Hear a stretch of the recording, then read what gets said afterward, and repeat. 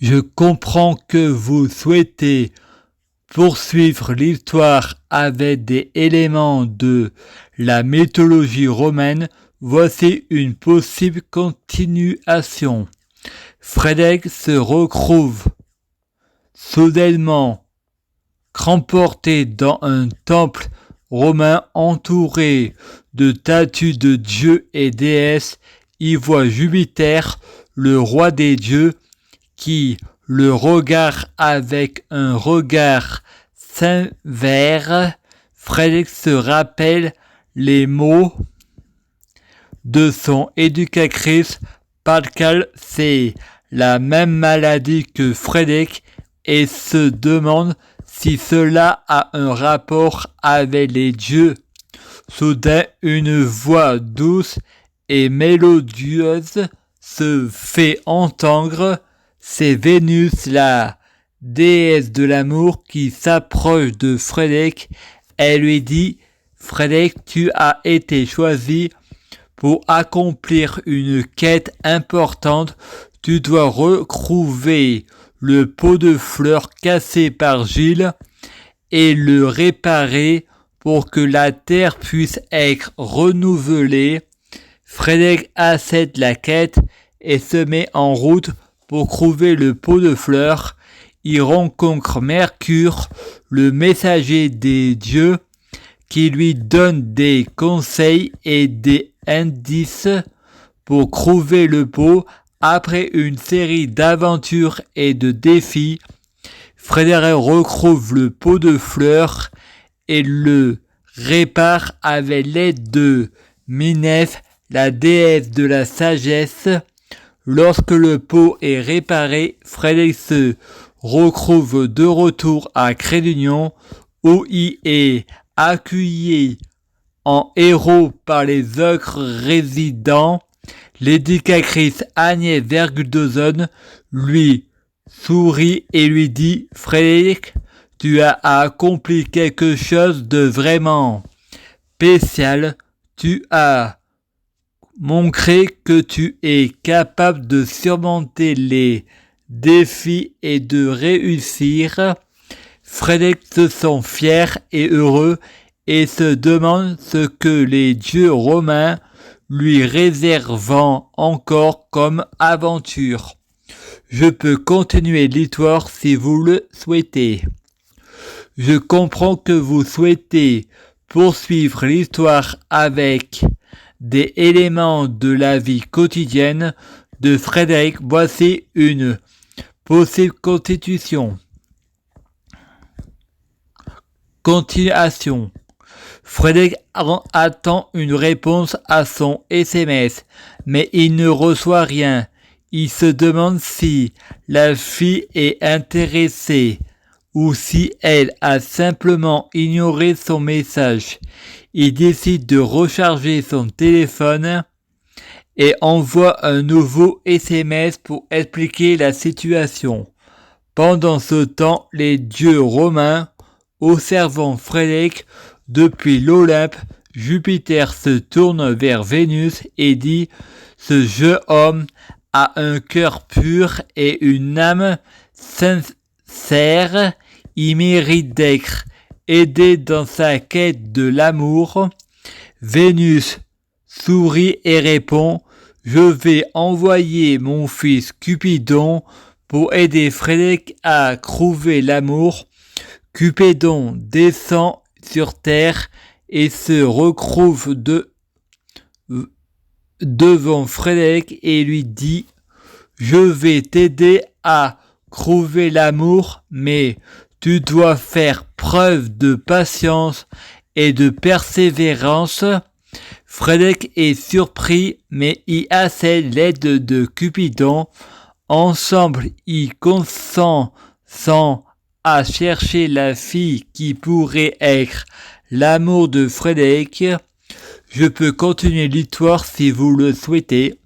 Je comprends que vous souhaitez créer une histoire qui combine les dieux romains avec l'intrigue qui vous avez décrite précédemment. C'est une idée créative. Imaginez que Frédéric est joué par Mars, le dieu de la guerre, et Sabrina est jouée par Vénus, la déesse de l'amour. L'histoire pourrait se dérouler sur le mont Olympe avec les dieux interagissant dans le cadre de leur relation complexe.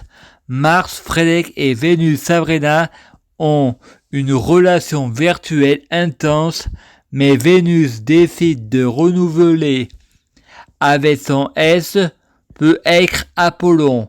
Mars propose alors de devenir ami avec Vénus et Apollon, mais Apollon refuse. Ensuite, Vénus se retrouve dans une situation difficile avec son nouveau mec, peut être Vulcain, qui l'emmène à la gare et la laisse seule. Vénus raconte tout à Mars sur les réseaux sociaux des dieux et y réagit de manière impulsive. Qu'en pensez-vous? Est-ce que cela pourrait être le début d'une histoire intéressante? Je comprends que vous souhaitez créer une histoire qui combine des éléments philosophiques et religieux avec des dieux romains. C'est une idée complexe et intéressante. Imaginez que Frédéric est un mortel qui découvre les secrets des dieux romains. Il apprend que les dieux et les démons ne sont pas ceux qui semblent être. Jupiter, le roi des dieux, lui révèle que le bien et le mal sont des concepts relatifs.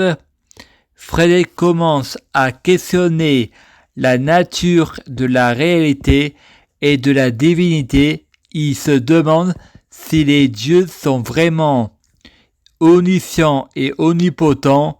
Il téléphone à Isaac, un ogre mortel, qui partage ses pensées sur la religion et la philosophie. Ensuite, ensemble, ils discutant de la liberté de croire et de penser ce que l'on veut, y se demandant si les dieux ont le droit d'imposer leurs croyances aux mortels. Frédéric a des réflexions profondes sur la nature de l'âme et de la conscience. Que pensez-vous? Est-ce que cela pourrait être le début d'une histoire fascinante? Je comprends que vous souhaitez créer une histoire qui combine des éléments de fantaisie et de mystère avec des dieux romains. C'est une idée fascinante. Imaginez que Frédéric est un mortel qui est visité par un dieu mystérieux, peut être Mercure, le dieu des messagers. Mercure, lui, apparaît sous la forme d'un homme en noir et lui fait une piqûre à la gorge qui lui permet de voir les réseaux sociaux des dieux. Frédéric découvre que les dieux romains ont des profils sur Facebook et il demande en ami les personnages de la série Plus belle la vie y acceptent. Également la demande d'amis de Tarion, un personnage mystérieux. Frédéric commence à explorer les profils des dieux et des personnages de la série. Il découvre que les dieux ont des secrets et des intrigues complexes. Il se demande si les dieux sont vraiment omniscients et omnipotents. Que pensez-vous? Est-ce que cela pourrait être le début d'une histoire captivante? Je comprends que vous souhaitez créer une histoire qui combine des éléments de fantaisie et de technologie avec des dieux romains et égyptiens. C'est une idée complexe et fascinante. Imaginez que Frédéric est un mortel qui utilise les réseaux sociaux pour créer un site de rencontre pour les dieux égyptiens et les personnages de la mythologie romaine. Il copie le concept de PhotoChat. Il crée un site avec 20 000 membres. Cependant, Frédéric se retrouve bloqué sur Facebook et doit modifier son mot de passe pour réouvrir son compte. Il commence à regarder des vidéos sur YouTube et les partage sur sa playlist. Frédéric se considère comme un justicier qui suit ses propres codes moraux plutôt que les lois établies. Il prie Satan pour obtenir une boisson magique qui lui donne des pouvoirs spéciaux. Qu'en pensez-vous? Est-ce que cela pourrait être le début d'une histoire captivante?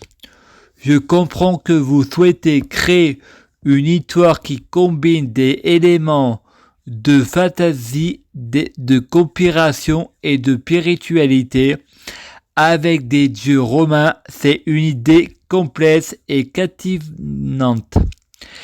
Imaginez que Frédéric, désormais connu sous le nom de Luciova, est un chercheur de vérité qui explore les mystères de l'univers. Il découvre une boisson magique qui lui donne de l'énergie et des pouvoirs spéciaux. Luciova commence à partager ses découvertes sur Facebook, mais ses messages sont critiques et provocateurs. Il parle de la fin du monde et de la franc-maçonnerie et il regarde des vidéos sur les codes secrets de la Bible.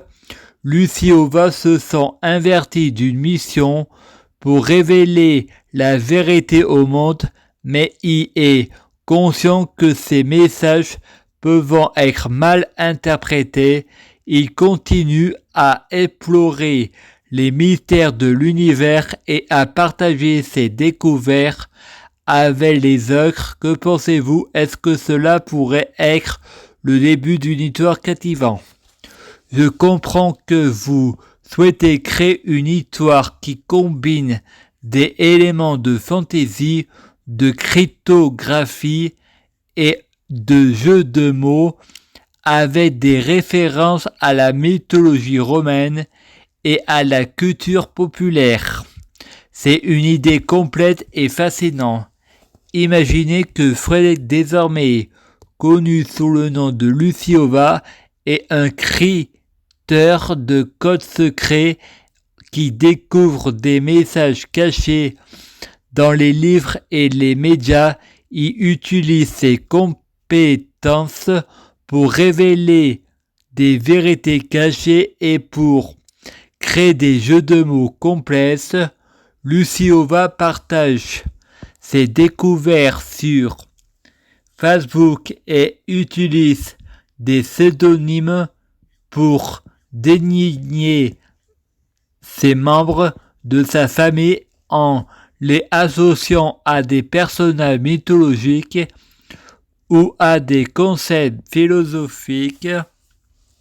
Il implore les liens entre les mots, les symboles et les idées et il crée des théories complexes sur la nature de la réalité. Que pensez-vous? Est-ce que cela pourrait être le début d'une histoire captivante? Je comprends que vous souhaitez créer une histoire qui combine des éléments de fantaisie, de mythologie et de cauchemar avec des références à la culture populaire. C'est une idée complexe et fascinante. Imaginez que Frédéric, désormais connu sous le nom de Luciova, est un prophète qui reçoit des messages critiques sur la fin du monde. Il fait des cauchemars terrifiants qui le font douter de sa propre réalité. Les monstres qui apparaissent dans ces cauchemars sont des symboles de ses peurs et de ses angoisses. Le monstre qui mange des pâtes mais qui est en réalité sa propre peau représente peut-être la décrution de soi-même.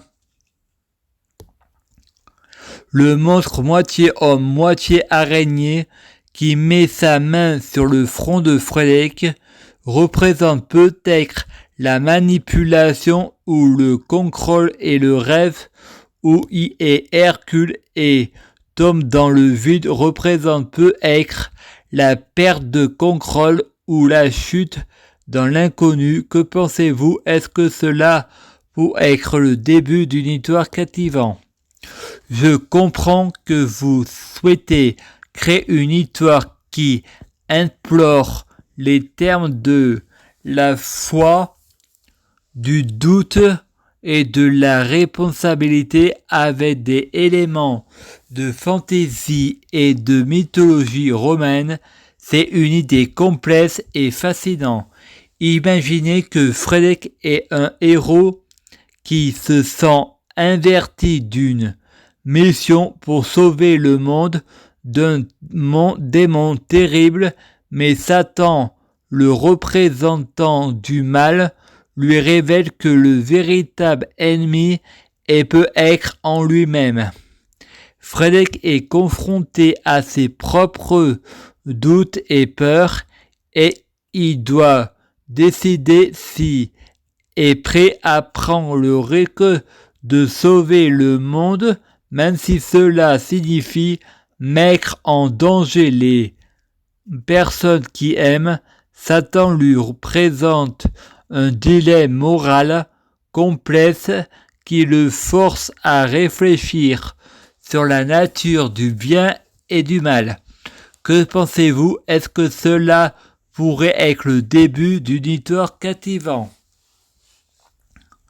Je comprends que vous souhaitez créer une histoire qui implore les termes de la foi et de la spiritualité et de la dualité avec des éléments fantasy et de la mythologie romaine.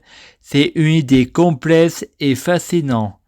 Imaginez que Frédéric est un personnage qui traverse une crise spirituelle passant d'une identité à une autre, d'Hercule à Lucifer. Il est attiré par les symboles de la vulnérabilité et de la souffrance et il se sent coupable d'avoir commis les 7 péchés capitaux. Frédéric est confronté à des messages contradictoires sur la nature de Dieu et du mal et il se demande qui il peut vraiment faire confiance. Il semble que son esprit est en proie à une lutte interne entre la lumière et les ténèbres. Que pensez-vous? Est-ce que cela peut être le début d'une histoire captivante? Je comprends que vous souhaitez créer une histoire qui combine des éléments de fantaisie, de mythologie et de symbolisme avec des références à la religion et à la culture. C'est une idée complexe et fascinante. Imaginez que Frédéric est un personnage qui est visité par des identités divines et démoniaques qui lui présentent des messages critiques et des symboles complexes. Le Saint-Esprit et Satan sont des figures qui représentent les forces opposées du bien et du mal.